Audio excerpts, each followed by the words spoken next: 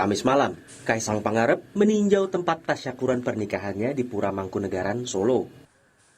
Sebelumnya, Presiden Joko Widodo juga sempat meninjau Pura Mangkunegaran, tetapi wartawan tidak diperbolehkan mendekat. Petugas juga melarang pengambilan gambar meski dari jarak jauh. Saat meninjau lokasi, Kaisang tampak berbincang dengan mantan Menteri Pariwisata dan Ekonomi Kreatif Wisnu Tama dan Kanjeng Gusti Pangeran Adipati Arya Mangkunegaran X. Momen mengikat janji sehidup semati Kaisang Pangarep dan Erina Gudono memang kian dekat. Rangkaian acara pernikahan telah dimulai dengan pengajian di kediaman kedua calon mempelai. Di Solo, Kaisang mengadakan pengajian di kediaman keluarga di kawasan Sumber. Presiden Joko Widodo, Iryana Jokowi, Gibran Rakabuming, Selvi Ananda, Kahiyang Ayu, serta Bobi Nasution dan calon mempelai pria Kaisang Pangarep tampak hadir dalam pengajian yang digelar Kamis sore. Untuk pengajian dalam tema mengunduh mantan yang namanya Bapak Mas Kaisang kalian Bapak kalian Mbak Erina, mudah-mudahan dengan pengajian ini teman-teman semuanya jadi teman-teman yang sakinah mawaddah warahmah, dan mudah-mudahan besok keturunannya bisa menjadi soleh-solehah. Sementara di Sleman, Yogyakarta, pengajian di kediaman Erina Gudono berlangsung tertutup dan hanya dihadiri keluarga dan kerabat dekat. Wedding organizer Pengantin Production yang mengatur jalannya pernikahan menyebut acara semaan hanya dihadiri 30 orang dan pengajian dihadiri 100 orang yang terdiri dari keluarga, kerabat, dan tetangga. Air siraman yang telah didoakan nantinya akan dibawa ke Solo untuk diberikan kepada keluarga mempelai pria untuk disiramkan ke Kaisang Pangarep. Pengajian ada semaan Al-Quran dulu di jam 12, terus ada pengajian di jam 3. Di rumah ini atau di masjid? Ya, di rumah ini. Meski tamu telah berdatangan sejak Kamis pagi, keluarga Erina mewajibkan tes COVID untuk semua vendor dan keluarga yang akan menghadiri rangkaian acara Kaisang dan Erina. Fasilitas tes pun disediakan guna memastikan semua yang terlibat di acara pernikahan Kaisang Erina bebas COVID-19. Selesai dengan pengajian, pada Jumat pagi, kedua calon mempelai menggelar rangkaian acara adat dan siraman di kediaman masing-masing. Barulah pada Sabtu esok, Kaisang Pangarep dan Erina Gudono melaksanakan ijab kabul di Pendopo Royal Ambarukmo. Tim Liputan, Kompas TV. Sekitar pukul 9 pagi tadi, Kaisang dan Erina juga telah menggelar prosesi siraman di kediaman masing-masing di Solo dan juga di Sleman, Yogyakarta. Ada 7 rangkaian upacara yang dijalani oleh calon mempelai wanita Erina Gudono. Kita akan bahas lebih dalam maknanya bersama dengan Arsanti Wulandari, akademisi, dosen Fakultas Ilmu Budaya Universitas Gadjah Mada siang ini. Sudah bergabung lewat sambungan Zoom. Ibu Arsanti, selamat siang. Selamat siang, Mbak. Ibu, kita sudah lihat rangkaian acara sejak pagi tadi di kediaman mempelai pria dan juga calon mempelai wanita. Sebenarnya ada yang membedakankah, Bu, dari rangkaian yang ada di Solo dan juga di Yogyakarta? Kalau melihat rangkaian yang disampaikan oleh event organizer atau yang disampaikan dalam berita tadi, itu tampaknya tidak banyak perbedaan, ya. Jadi dari acara blanket PP, pemasangan blanket PP, kemudian persiapan kesiraman, dari upacara pengumpulan air suci atau tirto suci, kemudian nanti ada beberapa acara yang lain, tampaknya tadi disebutkan tidak banyak perbedaan. Hanya saja memang ada sedikit perbedaan, tampaknya ada yang tidak dilakukan oleh pihak perempuan, sepertinya ada sate Dawud atau apa yang tidak disampaikan tadi. Tapi itu memang fleksibel, artinya tidak harus gitu, Mbak. Oke, tapi secara umum sebenarnya budaya ataupun tradisi Solo dan Jawa Tengah ini memang tidak banyak perbedaannya, Bu, ya sebenarnya? Kalau dari perbedaan budaya itu sebenarnya tidak banyak, ya. Ada beberapa hal, misalkan kalau kita berkain atau memakai kain itu nanti pasti cara memakainya berbeda.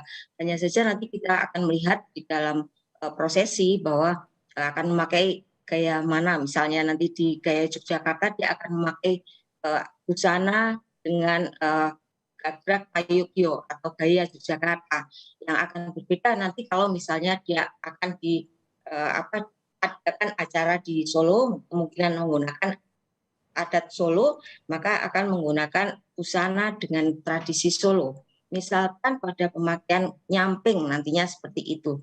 Itu salah satu perbedaannya.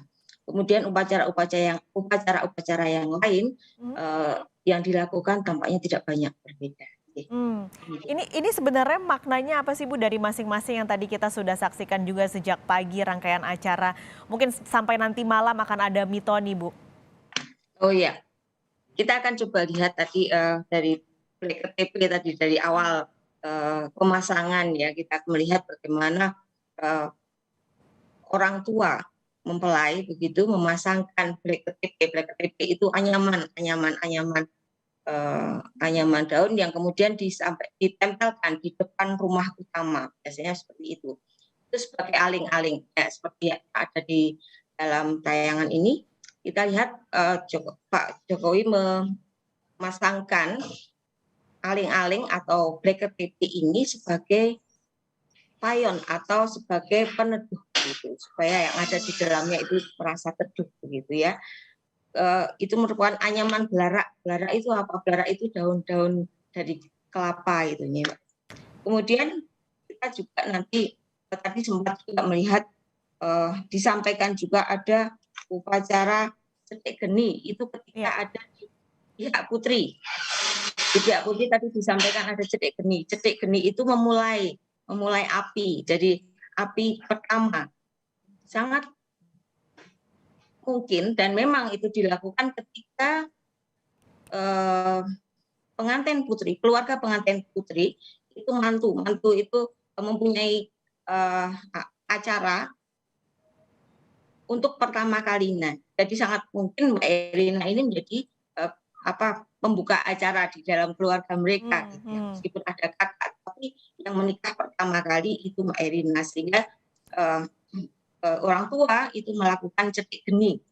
Itu yang pertama, sehingga itu dinamakan cetek geni karena memulai api itu, memulai untuk memasak, sehingga kemudian ada prosesi yang disebut dengan nanti adang sepisan.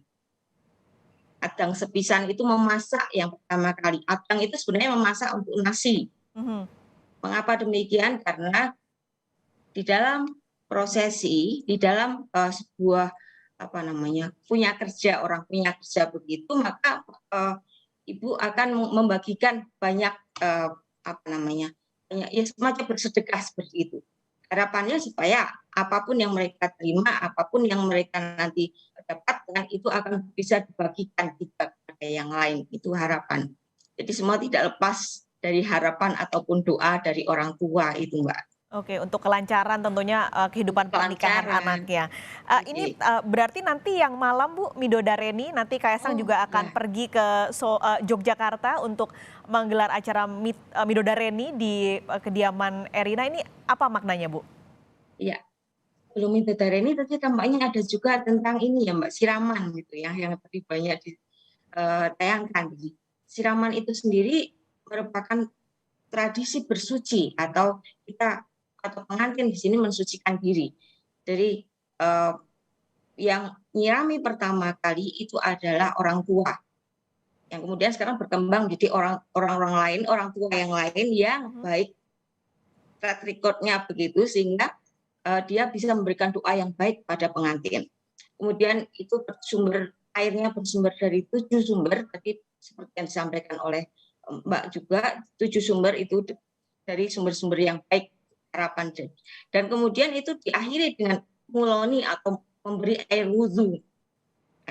Jadi pengantin diharapkan bersuci dengan setelah ini karena suci sudah disiram terakhir oleh orang tua, kemudian ditulang atau nanti ada tradisi tulang pungkasan atau memberi makan pada anaknya untuk yang terakhir kali, dianggap ini sudah dewasa, dan kemudian ada mecah pamor atau memecahkan, biasanya ada memecahkan begitu ya Bu? Iya, Jun. Dan kemudian setelah itu nanti malamnya ada upacara Midodareni. Jadi, Midodareni itu berasal dari kata widodari yang kemudian diasumsikan bahwa pada malam itu orang pengantin putri itu menunggu bidadari itu turun, sehingga akan tampak cantik begitu dengan kedatangan bidadari dan semuanya menjadi baik. Itu harapannya, begitu Mbak. Dan nanti berarti Kaisang akan ke rumah Erina tapi tidak bertemu ya Bu ya? Ya, untuk tradisi itu pengantin putra belum dapat bertemu dengan pengantin putri, sehingga ada semacam tradisi pingitan sebenarnya itu. Sebelum ada temu atau sebelum ada ijab panggih, itu pengantin putri dan pengantin kakung tidak boleh bertemu, belum boleh bertemu. Dan biasanya juga calon pengantin prianya hanya dikasih gelas air putih ya Bu? Ya, itu namanya tirto suci, jadi yang diminumkan sebagai sambutan kepada pengantin putra yang disampaikan oleh orang tua pengantin putri. Oke, sekali lagi ini semua adalah tentunya untuk doa dan harapan agar pernikahannya berjalan lancar, prosesnya sampai juga nanti kehidupan pernikahannya. Betul. Ibu Arsanti, Jadi terima semua kasih poinnya, banyak. ya semua yang ada itu adalah simbol atau harapan dari orang tua kepada pengantin. Baik, Ibu Arsanti terima kasih sudah berbagi informasi pagi ini di Kompas Siang. Sehat selalu Ibu Arsanti. Terima kasih semua.